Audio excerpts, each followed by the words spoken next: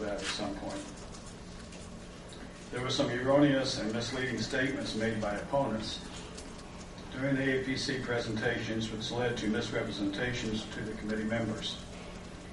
I will make some opening comments, and then we'll call upon Brian Hart to present some landfill construction information, of which there were several questions during the APC hearing. And then Tim Bannister to present some hydrological information, which also there were many questions before the APC. Hopefully these presentations will set the record straight. We were aware of the reluctance of the APC to rezone property resulting in the loss of agricultural lands. We presented, however, several reasons why the request should have been granted. And I will enumerate some of those. Firstly, this land is owned by the company.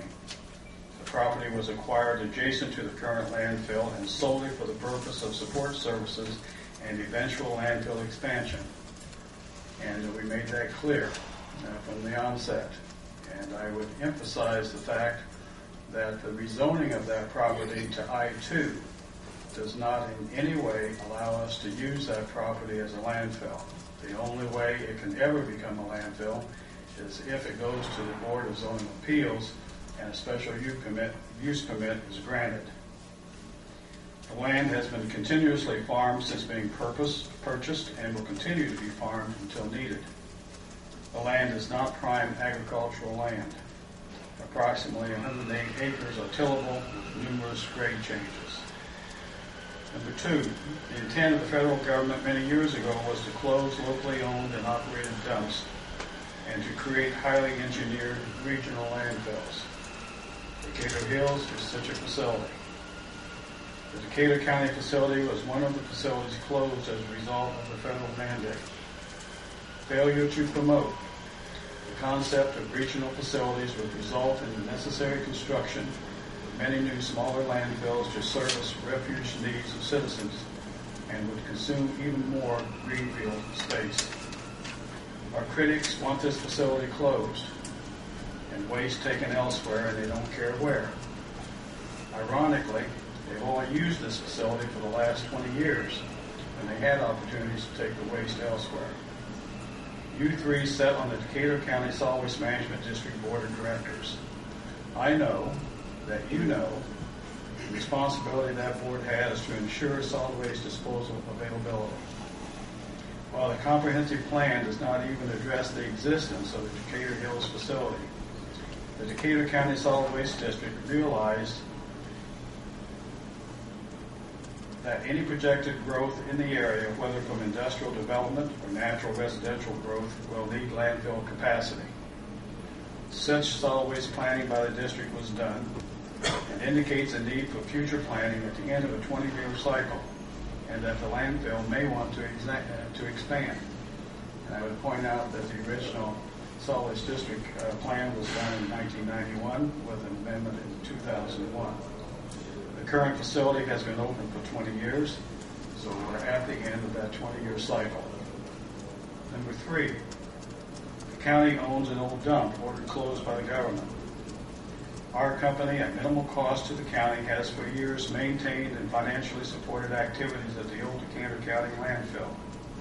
Some of those activities include installation of a 3.5-mile force main, which in a 9-month period last year carried 3.2 million gallons of leachate. We provided a lift station with maintenance, erosion control, mowing, and used company equipment for on-site activities. The company also has capped the old landfill and installed a perimeter underground drain. All of these activities prevented the site from becoming a Superfund site. We have with us this morning someone who's been involved with the old landfill since we came to Decatur County, Mr. Hugh Miller. I'd like to ask him a very few short questions, if I may, Mr. Richards. Mr. Miller, what would have happened if we had not helped in the beginning? I think the major problem was that we did not include a provision to put in this line to take the leachate from the holding tank to the city. And as a result, we needed funding for that. we did not include it in the $654,000 that we raised from industry and county to close the other one.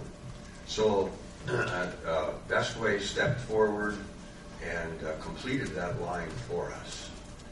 Yeah, that's one of the events that has helped us all the way through, whether it be a matter of mowing the old landfill or making repairs to the equipment, which is the monitoring equipment, to find out how much leachate goes out of that into the city treatment plant.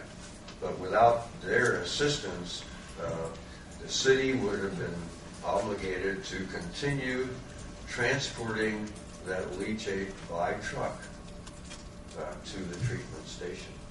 And that's the way they were doing it initially. So we appreciated everything that we did get. What would happen if we were to leave now? Well, there's still a lot of activities that are being performed by Best Way. And I don't remember the last time I received an invoice for any of this. I've been monitoring this since '91, making payments for electricity, for the pumps, and such other labor as it was needed. But some of this equipment is just put in and repaired by Best Way, just as a good neighbor policy. We would be in deep trouble.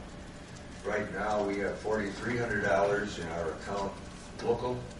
We do have some with the state, but it's very minor because when this first was originated, they were able to take the post-closure funds and divide it between two landfills.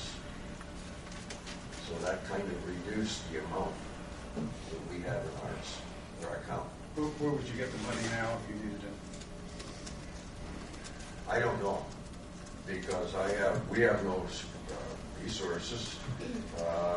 If we look at the steering committee completed their 10-year venture with the state, and it was considered closed, and that's when we abandoned the steering committee. Thank you. I have a suggestion as to where you will be forced to go get the money if this company ceases to have involvement with that old facility. And let me just read you a list of where you're going to have to go to get that money. KB Specialty Foods, James River Corporation, Delta Faucet Company, MLKS Bearings, North Fiberglass, Federal Mobile Corporation, Greensburg Daily News, Centering Technologies, William Reynolds, Blasdell Enterprises, Hawk Industries, GCOM Corporation, American Lifts, Stewart Seeds, Decatur County REMC, PSI, Hull Sanitation, Robert Brucebaugh, Taylor Brothers Construction, Indiana Wire, Indiana Gas, Tree City Tool, Lusco Corporation, Rumpke, Randall, Heritage Environmental, First Church of God, and Decatur County. So it would seem that it's in everyone's best interest for us to continue this kind of partnership that we've had for years, and we are willing to continue. Number 4, Decatur Hills is a driving economic force in this community, resulting in an economic impact of approximately $25 million a year. Decatur Hills has the following economic impact on this community. Direct employment, about 60 full-time employees. Compensation, about $3.5 million annually.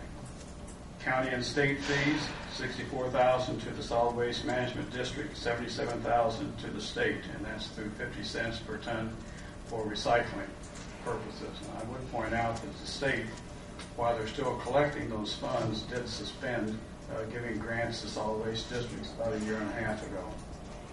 Hopefully that will resume. Financial assurance, $6.8 million for closure and post-closure, which will be spent in the community. And I would point out that this was not available for the old county facility when it closed. New investment, $630,000 in equipment and construction in 2009. Operating costs, $3.3 million in operating costs. That's fuel,